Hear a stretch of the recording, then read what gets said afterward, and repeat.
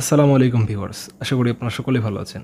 আজকে এই ভিডিওটিতে আপনাদেরকে আমি যেই গাড়িটি সম্পর্কে জানাতে যাচ্ছি, এই বছরের ফেব্রুয়ারিতে একটা ভিডিও দেখলাম, যে ভিডিওটা দেখার পরে পুরা থিংকিং প্রসেস চেঞ্জ হয়ে গেছে। মানে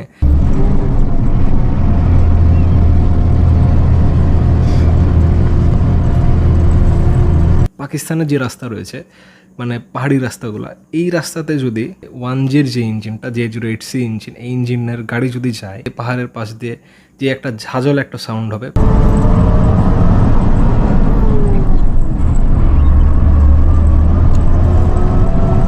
সেই ঝাঁঝালো সাউন্ড, তার সাথে যে মানে আরপিএম যখন কম হয়ে যায় তখন সাউন্ডটা একদম টিপটিপা লেভেলে চলে আসে,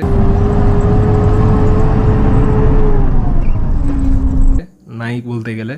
আর যখন সাথে সাথে অ্যাক্সেলারেশন দেওয়া হয়, স্পিডটা একদম আরপিএম ফুল টাচ করে।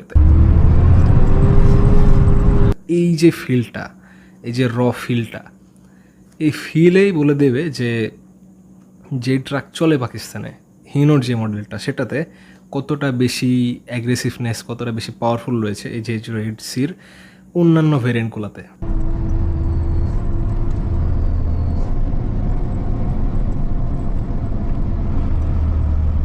সেই ফিলটা কিন্তু অনেকটা নস্টালজিয়া টাইপের একটা অনুভূতি দেয় সকলের কাছেই। আপনাদের মধ্যে অনেকেই কিন্তু অভ্যস্ত যে এই J08 ইঞ্জিনের সাউন্ড শুনে।